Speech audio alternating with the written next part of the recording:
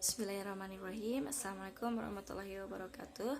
Nama saya Zara Ralda Jannah dari kelas 2E Manajemen Pendidikan Islam dengan NIM 12220102005 yang akan mempresentasikan mengenai dasar prinsip dan pendekatan dalam bimbingan konseling. Dasar-dasar bimbingan dan konseling. Komponen adalah bentuk atau bagian.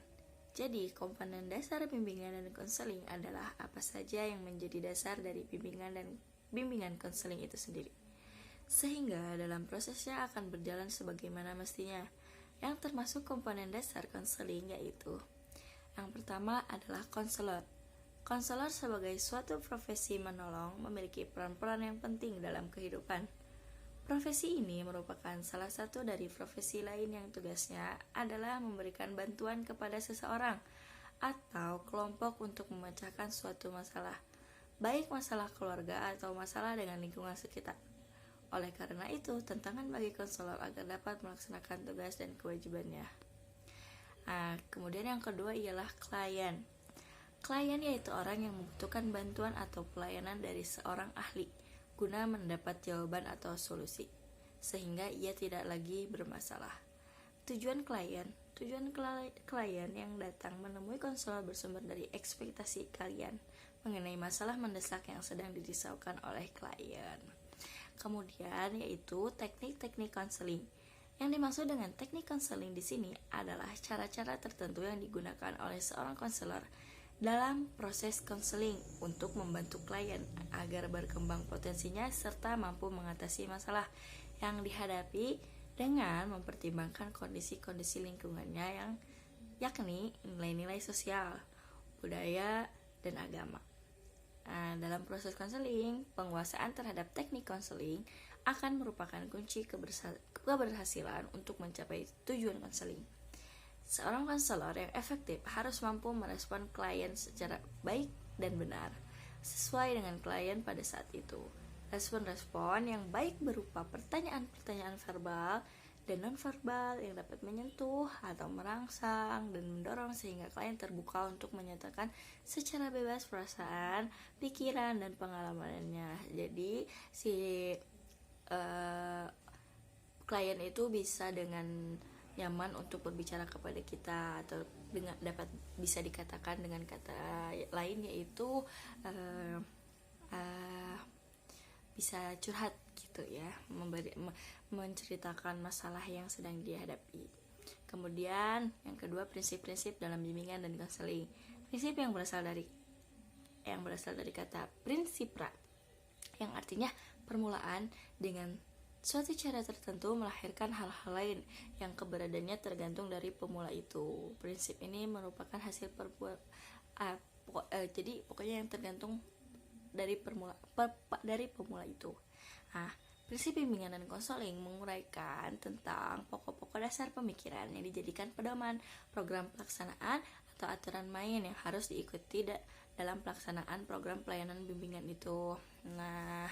Kemudian dalam bimbingan itu dan dapat juga dijadikan sebagai perangkat landasan praktis atau aturan main yang harus diikuti dalam pelaksanaan programnya. Ada beberapa prinsip pelaksanaan bimbingan dan konseling, di antaranya prinsip-prinsip yang berkenaan dengan sasaran layanan. Yang pertama, bimbingan dan konseling melayani semua individu tanpa memandang umur, jenis kelamin, suku, agama, dan status sosial ekonomi.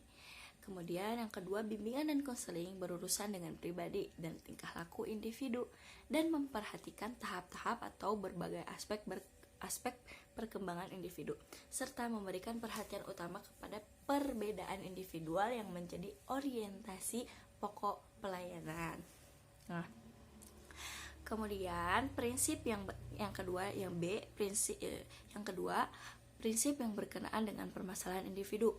Bimbingan dan konseling berurusan dengan hal-hal yang menyangkut pengaruh kondisi mental atau yang berpengaruh kondisi mental.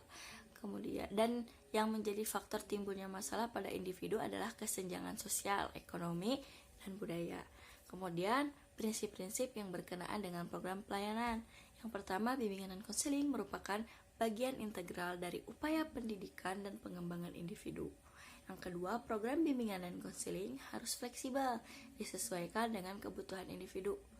masyarakat, dan kondisi lembaga, serta disusun secara berkelanjutan dari jenjang pendidikan dari yang terendah kemudian ke yang tertinggi. Nah, yang selanjutnya prinsip-prinsip yang berkenaan dengan tujuan pelaksanaan pelayanan.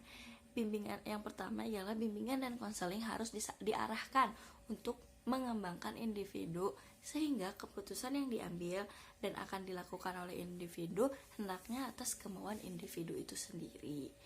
Nah, yang kedua, permasalahan individu harus ditangani oleh tenaga ahli dalam bidang yang relevan dan permasalahan yang dihadapi. Yang selanjutnya, prinsip bimbingan dan konseling di sekolah. Prinsip BK di sekolah menegaskan bahwa penegakan dan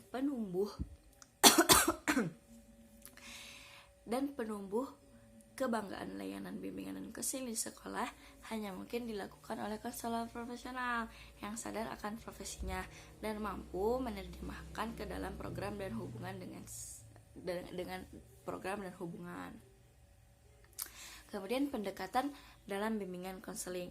Dalam menguraikan pendekatan-pendekatan yang digunakan dalam bimbingan dan konseling, dalam bimbingan konseling, Iis Haryati menyatakan bahwa setiap pendekatan memiliki pandangan yang berbeda tentang sifat manusia, pribadi manusia, kondisi manusia, dan lain-lain. Pandangan tentang manusia ini akan melahirkan konsep dan landasan mengenai bimbingan dan konseling gitu. Oleh karena itu, ada beberapa pendekatan dalam bimbingan konseling, yaitu pendekatan psikoanalitik manusia pada dasarnya, yaitu manusia pada dasarnya ditentukan oleh energi psikis dan pengalaman dini. Motif dan konflik tak sadar adalah sentral dalam tingkah laku seseorang. Kemudian pendekatan eksistensial humanitik berfokus pada sifat dari kondisi manusia yang mencakup kesanggupan untuk menyadari diri, kebebasan untuk menentukan nasib sendiri, kebebasan dan tanggung jawab, kecemasan sebagai suatu unsur dasar, pencarian makna yang unik di dalam dunia yang tak bermakna ketika sendirian dan ketika berada dalam hubungan dengan orang lain, sehingga keterhinggaan dan kematian dan cenderung untuk mengaktualkan diri. Kemudian pendekatan klien. Pendekatan ini memandang manusia secara positif, bahwa manusia memiliki suatu kecenderungan ke arah berfungsi penuh dalam konteks hubungan konseling. Nah, klien mengaktualkan potensi dan bergerak ke arah peningkatan kesadaran, spontanitas, kepercayaan kepada diri, dan keterarahan. Kemudian pendekatan Gestalt. Manusia terdorong ke arah keseluruhan dan integrasi pemikiran, perasaan, serta tingkah laku pandangannya. Nah, pandangannya dalam arti individu yang dipandang memiliki kesanggupan untuk menyadari bagaimana pengaruh masa lampau berkaitan dengan kesulitan-kesulitan sekarang. Kemudian pendekatan analisis transaksional. Manusia dipandang memiliki kemampuan memilih. Apa yang sebelumnya ditetapkan bisa ditetapkan ulang, meskipun manusia dapat menjadi korban dari putusan-putusan dini dan skenario kehidupan. Aspek-aspek yang mengalihkan diri bisa diubah dengan kesadaran. Yang selanjutnya, pendekatan tingkah laku. Manusia dibentuk dan dikondisikan oleh pengondisian sosial budaya pandangan.